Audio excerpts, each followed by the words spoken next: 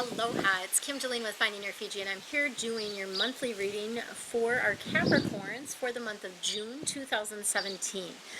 So today I've got a special treat for you with the Feng Shui. I'm going to be giving you quick tips at the end of this video for sleep, helping you with your sleep. I know a lot of people have been struggling with that, and there is some energetic stuff that's going on that's causing that, but there's also things that you can do Feng Shui-wise to help balance that. So I'm going to give you some quick tips around that. We're going to get your theme of the month. We'll be getting some additional information from our angel cards here, and then we're going to go into romance and love a little bit more deeply this month. So let's go ahead and get started. So we've got for your theme of the month the Five of Earth. Earth cards are all about how you make your money and what you need to do to be here on Earth, right? It has to do with money, and in this particular case, you've got some fears that have been coming up around money, which are, you know, I always like the acronym for fear. I don't even know who came up with it, but it's false expectations appearing real. So 99% of the time, what you're afraid of never actually happens, okay? So it's kind of that wasted energy. You do need to have the wisdom to accept help, right? To be open to accepting help from others. And those of you that are self-employed, things are a little bit dicey right now. Like, it just, in the month of June, you're going to be like, oh, is this going to really work, or is this not going to work? That's the kind of energy that's coming through. So we'll see what else is coming up in the rest of the reading for you. And I will say it's a little bit windy, so I'm using like little rocks to help hold the cards down here. For those of you that don't know, I am in Maui now, so it is it's been magical, and I'm loving it. So this is a temporary place that I am staying, and then I will be moving, before the next time that I do readings, I will be moving to my more permanent place, and so then I'll have my regular setup there. So this is just sort of temporary, but it is beautiful to be doing it outside, and I'm absolutely loving that, actually. Okay, so I'm just going to get some more rocks here. All right, we've got the Queen of Air coming in for you. The air cards are all about the head, about the intellect, and you've got a couple air cards here. So you're in your head a lot, which is where the fears come in, because if you're really in your heart and you're really trusting in your intuition, then you're not going to be afraid, right? So it makes sort of sense that you've got a lot of this air energy coming in.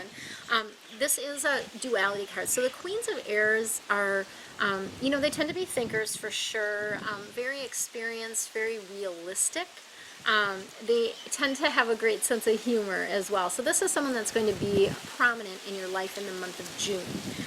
The other side of this is about making objective decisions, okay? So really thinking things through. It might even be like doing a checks and balances, like this is the pros, this is the cons if I do this, right? Like looking at things that way.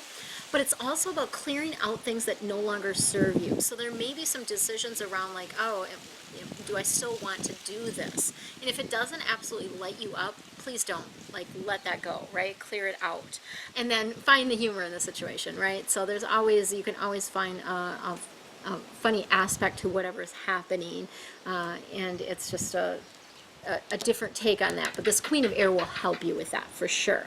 All right, Seven of Air is coming in, and this is about needing to revise your plans, okay? So when the Seven of Air comes in, it is a little bit of a chaos card. It's also just, there's more going on behind the scenes than you can see.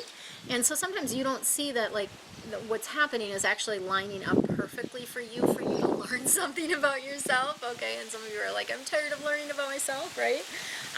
But the other piece of this is poor timing. So, you know, maybe you had gotten some guidance to do something, you didn't jump on it, you didn't do it, now you're trying to do it and it's not flowing. Well, maybe that you missed that window type of thing. I mean, they'll bring it around again, but you've got to really work through that piece of things. Okay. And then we've got the Awakening card, which is Archangel Gabrielle, and you can see she's upside down in this card, and that's really what they want you to do. Look at things from a completely different perspective, okay? Lots of times you are given the opportunity to do this when things slow down, and that's where you're at now. That's like that temporary standstill spot. And it's a great opportunity to be observant, to be really looking at things from a different perspective, from the perspective of the other people involved as well. But always, always be true to yourself. It's just so, so important for you to be who you are, not trying to be someone else, right? Be who you are. Okay, so let's see what we've got for the romance side of things for this month.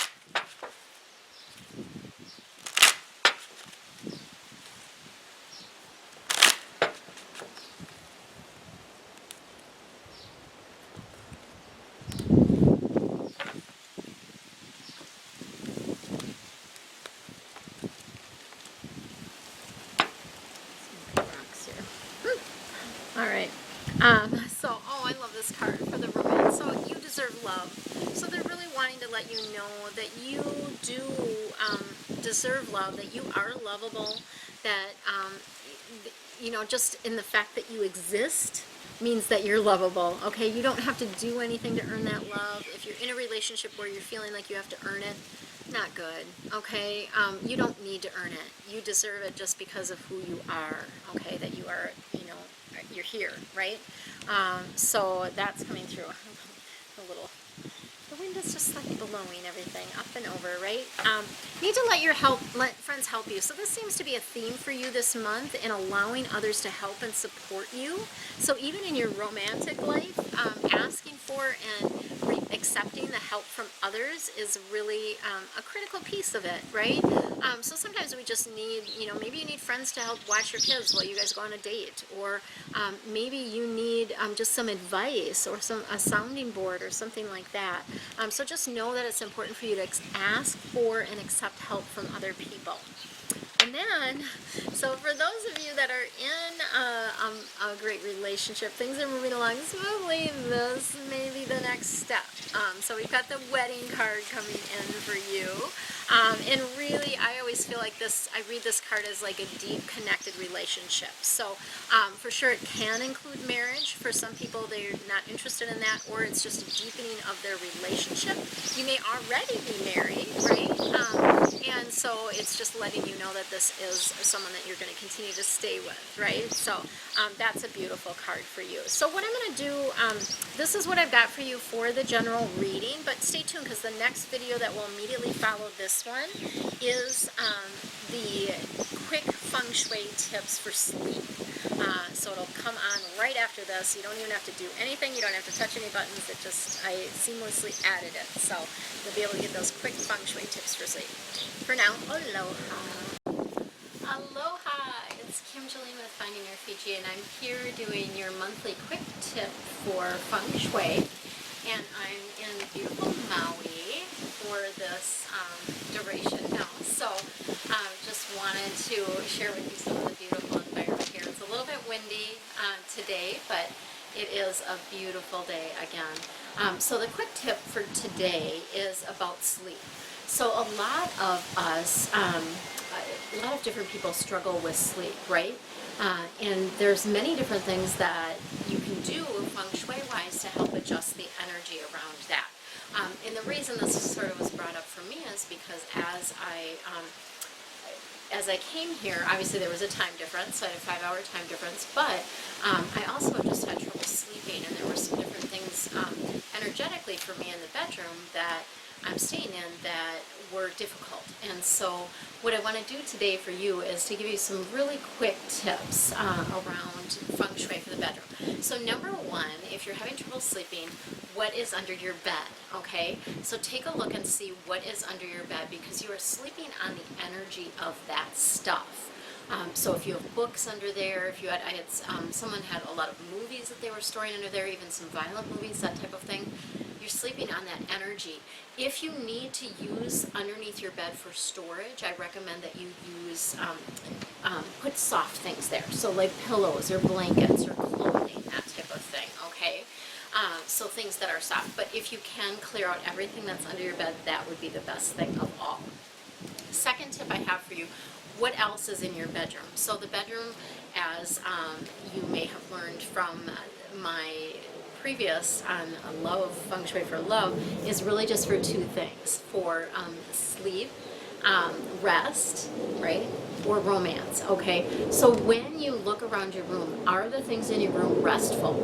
So you don't want to have like exercise equipment. You don't want to have a lot of books, because books are, if you think about all those words floating around as you're trying to sleep, that's a lot of energy, and that can affect your sleep. So take a look and see what is happening in your bedroom, what's in your bedroom, and if it doesn't promote rest and relaxation, pull it out of there.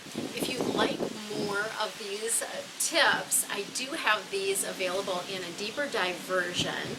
So I have a membership that's only $8.88 a month.